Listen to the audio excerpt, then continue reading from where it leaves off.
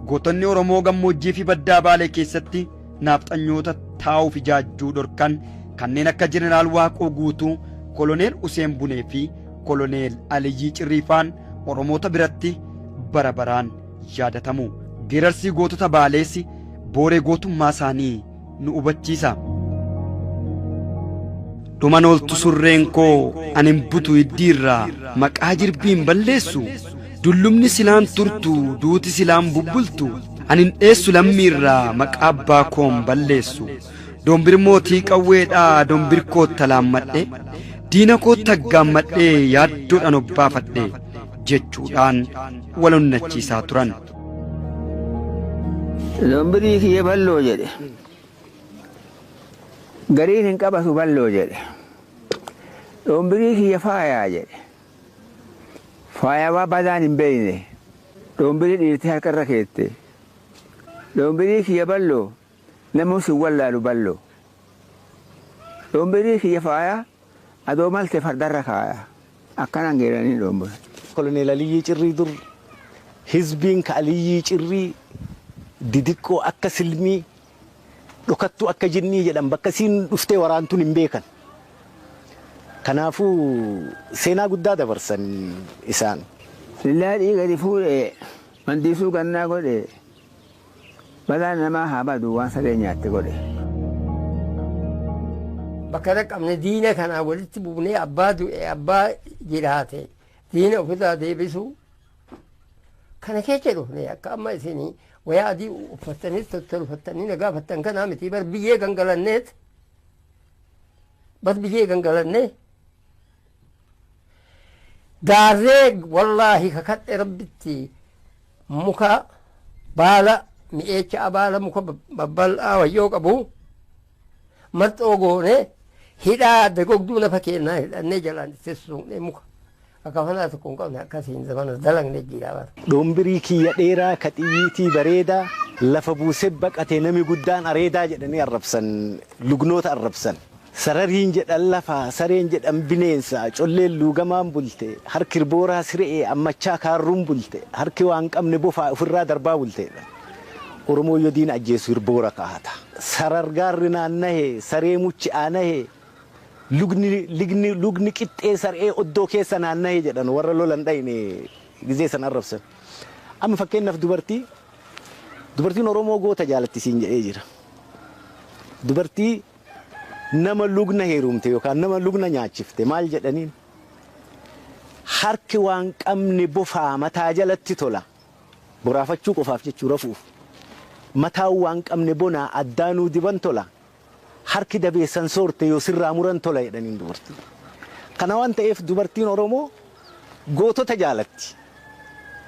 Niitiin lugnaa obboleettii dabeessaa namni ta'uu barbaadu hin jiru. Kana waan ta'eef lola keessatti dubartiin gahee guddaa qaban. Gootota faarsuu haala mijaa'ii isaaniitti lola irratti hirmaachuu. Goorroo baatu hordataa. Roorroo baatu dhowwataa'edha. Gaafattii ganda kookoo warrattii garaa koofoo natti harcaate akka cabbii nan dachaase akka jabbii natti jaarte akka dallaa cabseen ba'e akka kormaa'edha. Yeroo isaanitti naanna'aneedhanii oltumee gattumee cabsee keessaa ba'a.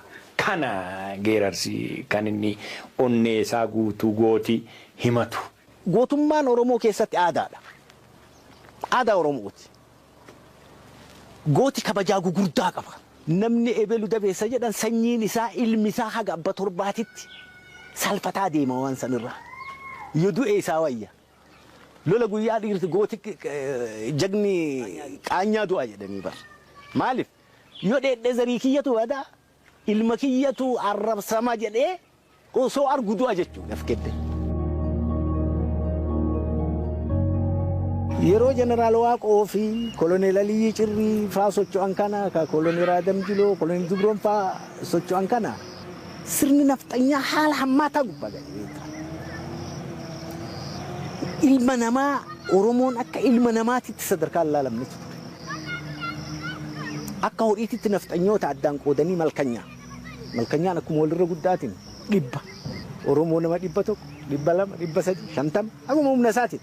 Akka horii qoodanii gizee kennaniif kan yoo ajjeese hin gaafatamu kawanni namni kaffalu waddi Oromoo gaafas gaafatan kaffalanii fixuu diinsi afaaniin lakkaa'anii fixuun nama dhibu geessan yeroo kana keessa. Dhukkubbiin ta'e na bari inni nu godhu inni mataa gadi nu muru kan akkamaa nu godhu dhukkubbiin ta'e dhukkubii xiqqoo miti dhukkubii guddoo lafa tan akka irraan dhaabadde lafti teenna maal irraa qabdan isin gabara isin tumanii isin fa'anii akkasiitiin lafa dhufee fudhataa Haayile Sillaaseen kibbaa dhaabate fudhata wanti ujuuran barataan buusaniif san haka barataa buuse iswan nurraa galee baay'ee nurraan galee ujuuran lee baqannee irraan galee. Kawwee namatti dhoofnee kaduu waaqa jedhanii waaqummaa isiin immoo madhoofginee kan du'u jedhan ajjeefnee akka du'u uummata keenya agarsiifnee kan hin to'atamu nama jedhanii uummata keenya to'achiifnee bilisummaa addunyaan isii hawwitu san dhandhama isiitiin geenne. Mootummaa Haayile Sillaasee waggaa 7 guutuu hollachiisa. Wareegama qaalii kaffalan. Isaanis